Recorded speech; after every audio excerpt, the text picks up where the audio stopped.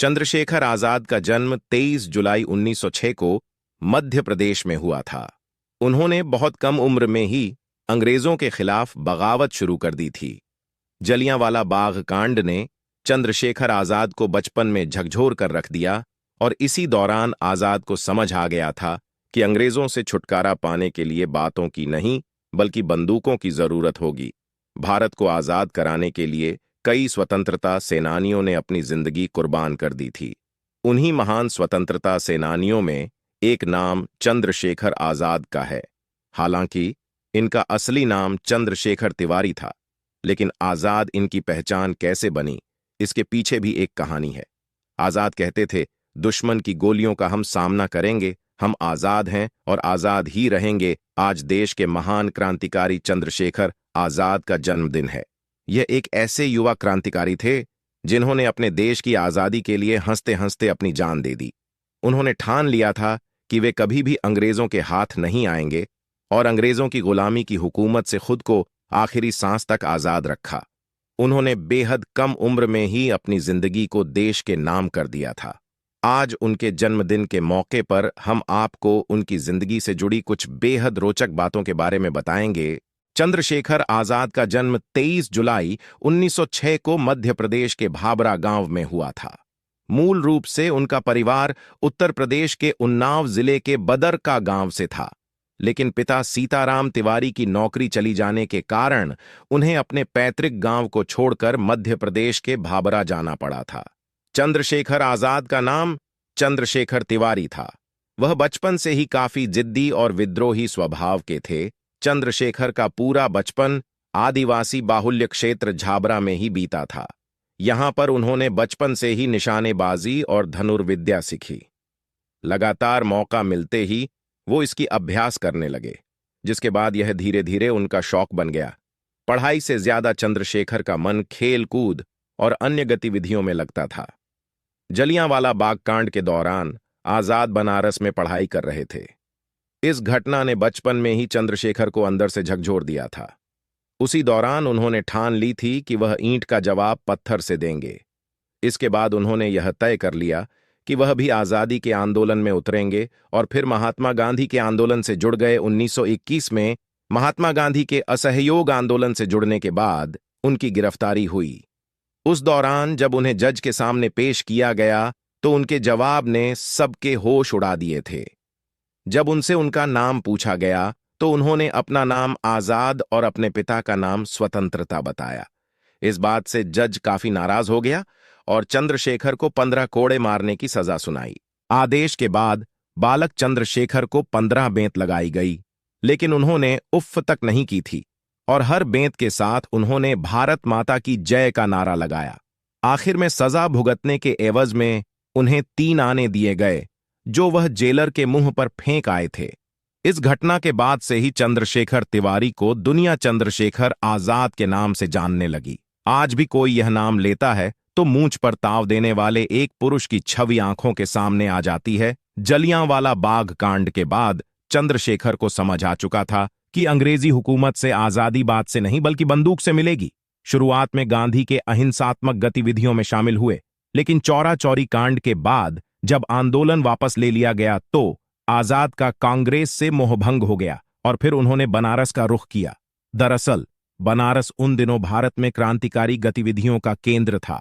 बनारस में वह देश के महान क्रांतिकारी मनमथनाथ गुप्त और प्रणवेश चटर्जी के संपर्क में आए और क्रांतिकारी दल हिंदुस्तान प्रजातंत्र संघ के सदस्य बन गए।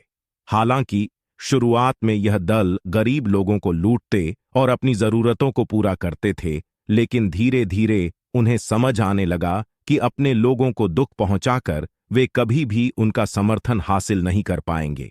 इसके बाद इस दल का उद्देश्य केवल सरकारी प्रतिष्ठानों को नुकसान पहुंचाकर अपनी क्रांति के लक्ष्यों को प्राप्त करना बन गया। दल ने पूरे देश को अपना उद्देश्य बताने के लिए अपना मशहूर पैम्फलेट द रिवॉल्यूशनरी प्रकाशित किया। इसके बाद उस घटना को अंजाम दिया गया जो भारतीय क्रांति के इतिहास के अमर पन्नों में सुनहरे हरफों में दर्ज काकोरी कांड है। काकोरी कांड से शायद ही कोई अनजान होगा। दरअसल इस दौरान दल के 10 सदस्यों ने काकोरी ट्रेन लूट को अंजाम दिया था और अंग्रेजों को खुली चुनौती दे दी। इस कांड के लिए देश के महान क्रांतिकारियों राम प्रसाद बिस्मिल, अशफाक उल्ला खां, राजेंद्र नाथ लाहिड़ी और ठाकुर रोशन सिंह को फांसी की सजा सुनाई गई थी। इस घटना के बाद दल के ज्यादातर सदस्य गिरफ्तार कर लिए गए और दल बिखर गया।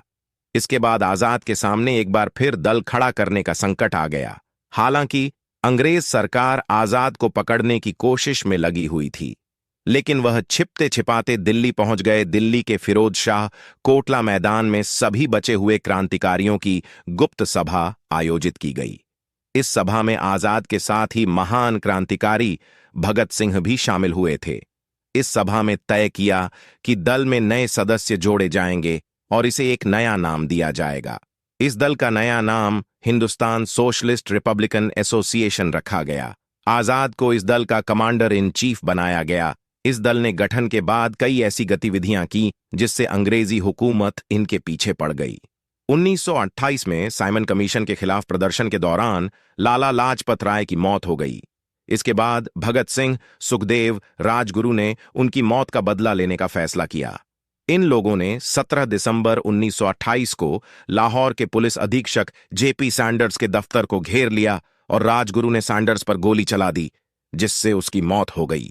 इसके बाद आयरिश क्रांति से प्रभावित भगत सिंह ने दिल्ली असेंबली में बम फोड़ने का निश्चय किया, जिसमें आजाद ने उनका साथ दिया। इन घटनाओं के बाद अंग्रेज सरकार ने इन क्रांतिकारियों को पकड़ने में पूरी ताकत लगा दी और आरोप में भगत सिंह, राजगुरु और सुखदेव को फांसी की सजा सुनाई गई। इससे आजाद काफी आहत हुए और उन्होंने भगत सिंह को छुड़ाने की कोशिश की, लेकिन वे सफल नहीं हो सके। दल के लगभग सभी लोग गिरफ्तार हो चुके थे, लेकिन फिर भी काफी समय तक चंद्रशेखर आजाद ब्रिटिश सरकार को चकमा देते रहे। आजाद ने ठान ली थी कि वो जीते जी अंग्रेजों के हाथ नहीं लगेंगे। अंग्रेज सरकार ने राजगुरु, भगत सिंह और सुखदेव की सजा को किसी तरह कम या उम्र कैद में बदलने के लिए वे इलाहाबाद पहुंचे। उस दौरान अंग्रेजी हुकूमत को इसकी भनक लग गई कि आजाद ऑल्फ्रेड पार्क में छुपे हैं। उस पार्क को हजारों पुलिस वालों ने घेर लिया और उन्हें आत्मसमर्पण के लिए कहा, लेकिन उस दौरान वह अंग्रेजों से अकेले लोहा लेने लगे। इस लड़ाई में 20 मिनट तक अकेले अंग्रेजों का सामना करने के दौरान वह बुरी तरह से घायल हो गए। आजाद ने लड़ते हुए शहीद हो जाना ठीक समझा। इसके बाद आजाद ने अपनी बंदूक से ही अपनी जान ले ली और वाकई में आखिरी सांस तक वह अंग्रेजों के हाथ नहीं लगे। 27 फरवरी 1931 को वह अंग्रेजों के साथ लड़ाई करते हुए हमेशा के लिए अपना नाम इतिहास में अमर कर गए। चंद्रशेखर आजाद का अंतिम संस्कार भी अंग्रेज सरकार ने बिना किसी सूचना के कर दिया। जब लोगों की इस बात री जानकारी मिली तो सड़कों पर लोगों का जमावड़ा लग गया और हर कोई शोक की लहर में डूब गया। लोगों ने उस पेड़ की पूजा शुरू कर दी जहां इस महान क्रांतिकारी ने अपनी आखिरी सांस ली थी।